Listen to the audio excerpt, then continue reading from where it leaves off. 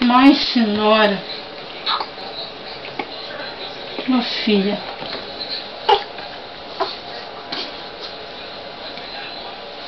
O que aconteceu? Eu joguei água no rosto inteiro, tá? Tinha um pecado. Não sei.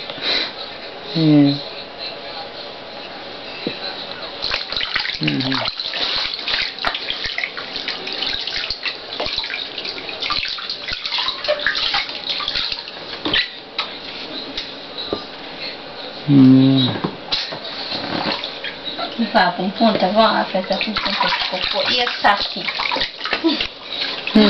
Saquinho, né, Raci? Saquinho.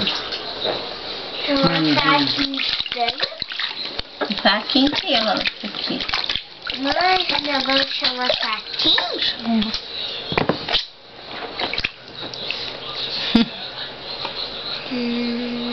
Oi, Gabriel. Tomando um banhozinho aí gostoso. Tomando um banho de banheira. Ô pai, olha a história.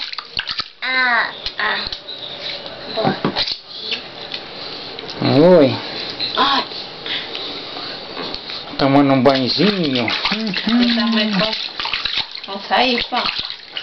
Vamos sair, meu filho. Mas não, filho, não fica furando essa bolsinha, não. Você não tem o seu? Você não tem o seu?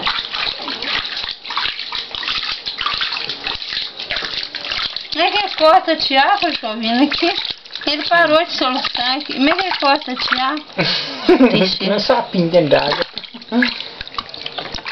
Como é que corta, Tiago?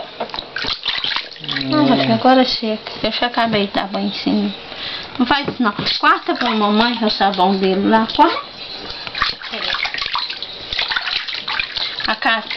A caixinha tá. Ficou 2 pés. Fica. Olha lá, ó.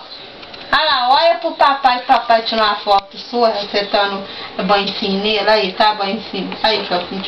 Pera aí, Chofinho. Fica. Vai, Chofinho. Eu bati aqui, não tô usando flash não. Não tô usando sem flash.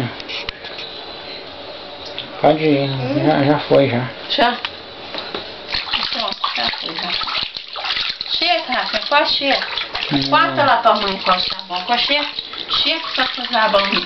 Só passa o sabão demais nele também. Também pode ficar esfregando a pelinha dele também.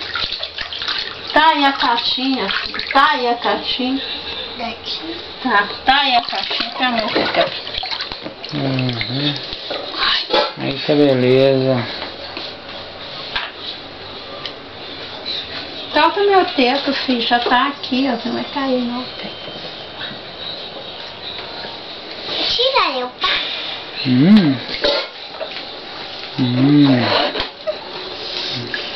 Olha. Olha.